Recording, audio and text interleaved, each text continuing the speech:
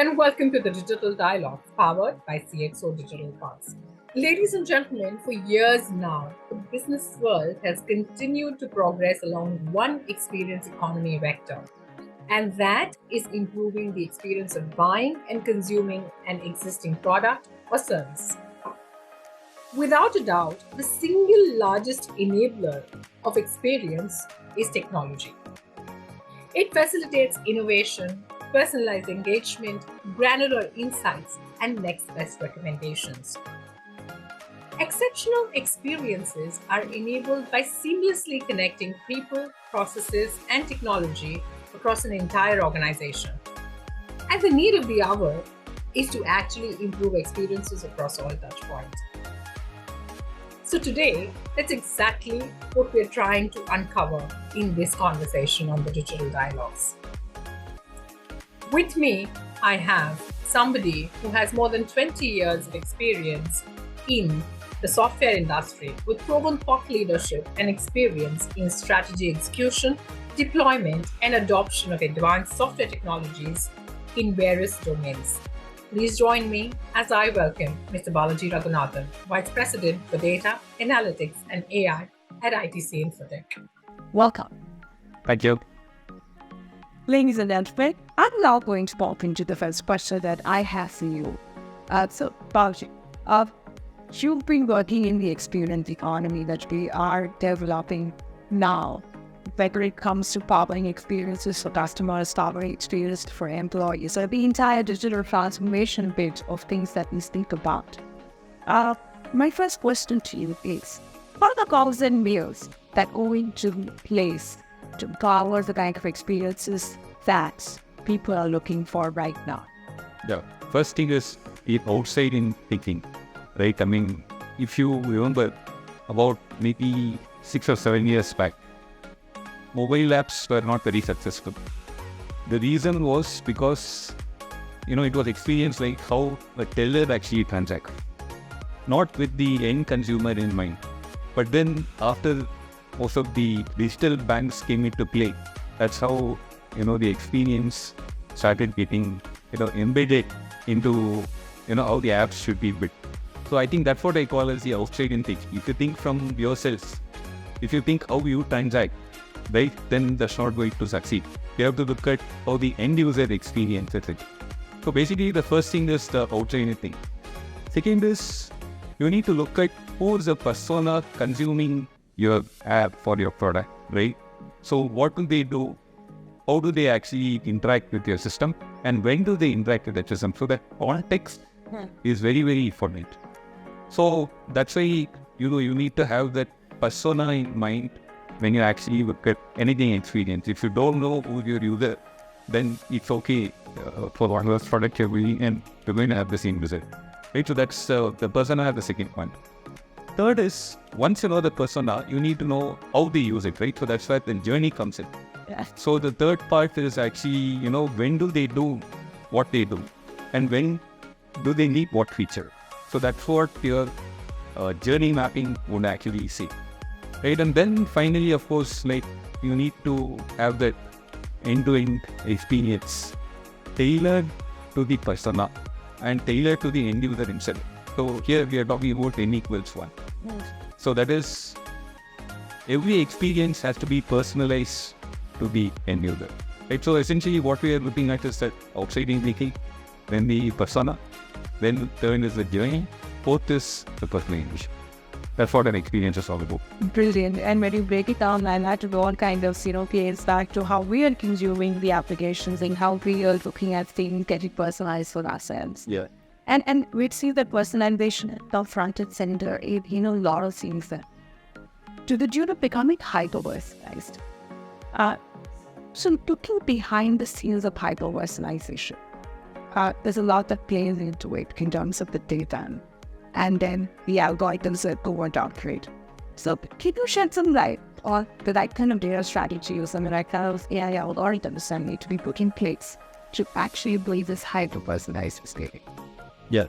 So when we look at data, right, you have this whole concept of first-party data, second-party data, and third-party data.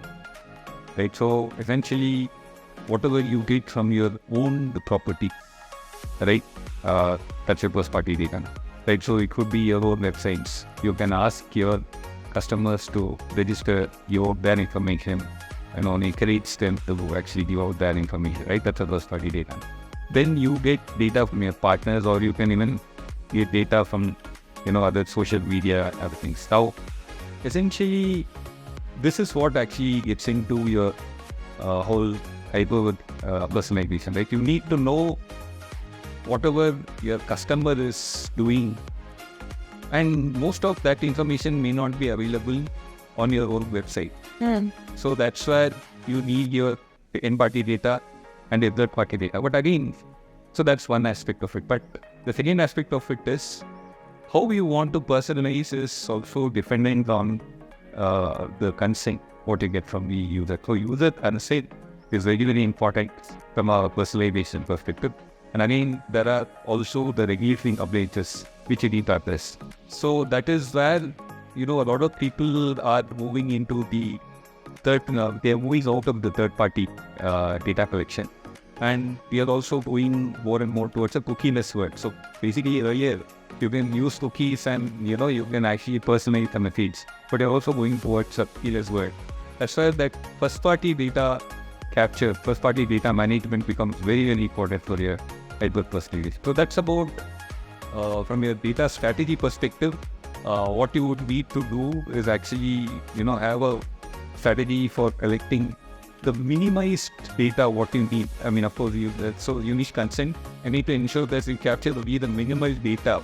And you also need to ensure that you provide a mechanism for your customer to actually update or remove consent. Right? I think so. All these three are necessary from your first-party data management perspective also. So consent versus how much data you should capture, they are the constraints. How you manage your first-party data and your inputs from your second-party and your external data, that would form your strategy for personalization. So that's the first part. Second is, after you capture this data, right, what would you want to do with it? That's where the context becomes important and the persona becomes important. And, what will the user need? What will enrich the value the user will get out of, whatever they consume, right? That becomes important, and that's where AI, ML, all these help the picture. So, what people do is, currently, if you look at most of the organizations, they have heterogeneous systems. They have different systems where they collect even customer data. Like, for example, my name may be Balaji in one system. In another system, we may have it as, say, Balaji Raghunathan, right? So, how will they know that Balaji and Balaji Raghunathan are the same customers, right? So, that is where that single view of a customer becomes important. So, for your personalization, you need to have accurate data about your customer, and you need to have a standardized single view of your customer. So, that is the first part of your hyper-personalization there. Second is, you need to also have what is called as a customer 360 or a 360 view of this customer. So once they know that this isn't the right customer, they will want to know what else do I do, right? What are my transactions with this particular company? That's why the customer 360 comes into picture. So the single view of customer 360, these are important capabilities on top of which you need to use AI/ML algorithms to hyper-personalize. Absolutely. That's like an inside your how everything will be set into motion and how you can achieve the outcome that is actually required. And when we're doing that, we've seen a lot of organizations go the cloud route and cause a slight cloud if you make on that to power business outcomes that have to do with everything, personally. So what is your view on the life that you make in this trilogy of clouds, if you may call it, which data, AI, and cloud put together? When we've spoken about data and AI, how do you see cloud coming in here? So one of the problems we have had with data and AI on-premise is the agility and the scalability.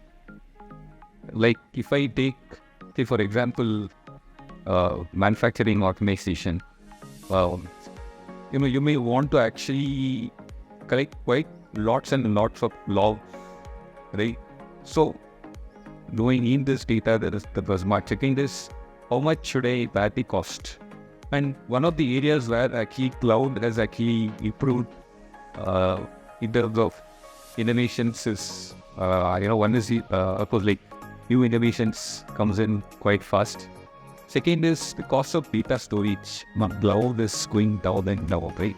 So I think that is where cloud, becomes an important, component for your data strategy or for your customer analytics strategy or for your personalization strategy.